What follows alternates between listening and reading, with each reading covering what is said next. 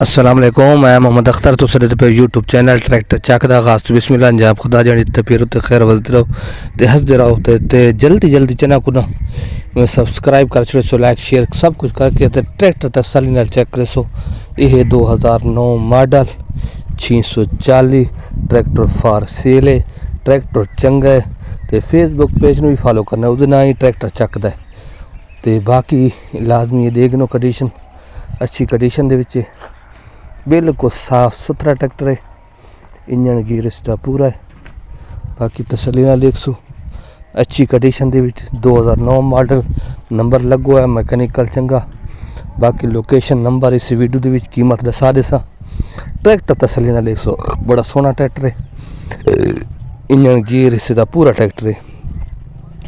तो आपको चंगा लगे तो मैंने लाजमी रब्ता करना है।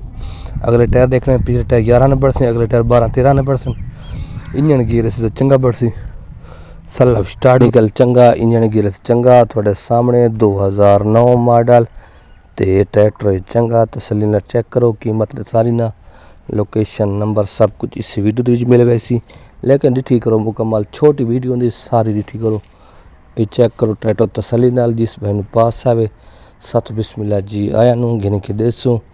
कंडीशन अच्छी दे विच तसल्ली नाल चेक करो, ये चेक करके नो जिस प्यारे भाई पास आवे रब्ता करके आ सकता है, गिन सकता है। ये थोड़े सामने 2009 मॉडल, कीमत सब कुछ इस वीडियो के मिल वैसी। सेल्फ स्टार्ट मिल सी, नंबर लगो होया पंजाब दा। ट्रैक्टर मैकेनिकल इंजन हिस्से गियर दा ठीक हो सी। बाकी तो साढ़े सामने शो थोड़े सामने ट्रैक्टर दी मुकम्मल जी लुक वो भी थोड़े सामने ये वीडियो भी चेक कर सकते वे। बहुत खूबसूरत प्यारा रंग ट्रैक्टर दा। अगले टायर चंगे नस्ल वाले अच्छी कंपनी वाले। बाकी टोटल थले उत्ते जेनवन ट्रैक्टर है। बाकी थले रंग देख सकते वे, उत्ते टायरां दा रंग देख सकते वे, टायरां दी कंडीशन देख सकते वे। ट्रैक्टर साफ सुथरा अच्छी कंडीशन दे विच। बाकी ट्रैक्टर थोड़े सामने।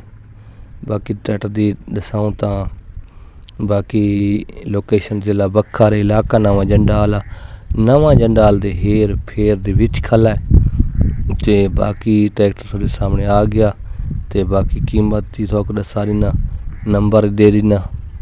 बाकी ट्रैक्टर देखनो इस साइड और दूसरी साइड सारी साइड चेक करनो।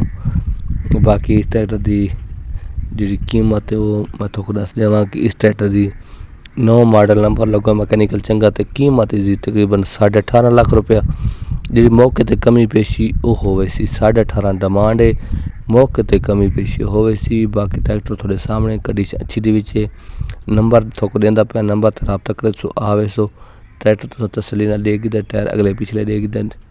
बाकी दे जे मुकम्मल है लोग के tractor the number Punjab they which engine gear चंगा है, सोहना ट्रैक्टर सरदार ट्रैक्टर चंगा ट्रैक्टर है।